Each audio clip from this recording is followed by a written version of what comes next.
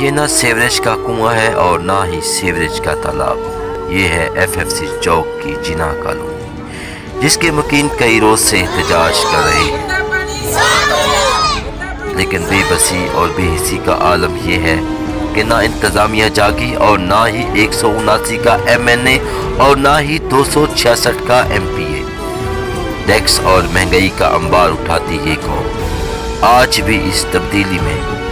جانوروں کی طرح دیکھی اور سمجھی جانے لگی ہے۔ DC رحیم یار خان کو آٹے کا بحران تو نظر آتا ہے،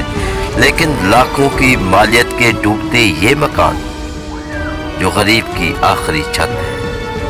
نظر کیوں نہیں آتی؟ کاش تبدیلی کا یہ اثر آج صادق آباد کی اس جناح کالونی میں بھی نظر آ جاتا۔ وہاں دکھیاری ماں عمران خان کو کچھ اس طرح چھوٹے چھوٹے میرے معصوم بچے کسی دے گھر جا کے کھاندے پیندے بھوکے بچے میرے مرتے نے، عمران خان مدد کرتے،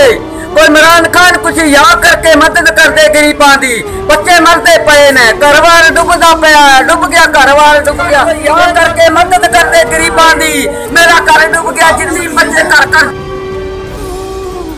مدینے کی ریاست کے دعوے داروں اور لنگر خانے چلانے والوں کو اس بوڑھی ماں اور یہاں کے مکینوں کی فریاد پکار رہی ہے۔ ان غریبوں کے ڈوبتے مکانوں کو بچانے والے مسیحا کی ضرورت ہے،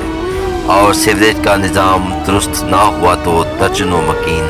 گھر کی چھتوں سے بھی محروم ہو جائیں گے۔ رپورٹ عبدالغفار بہار، AGM نیوز، صادق آباد۔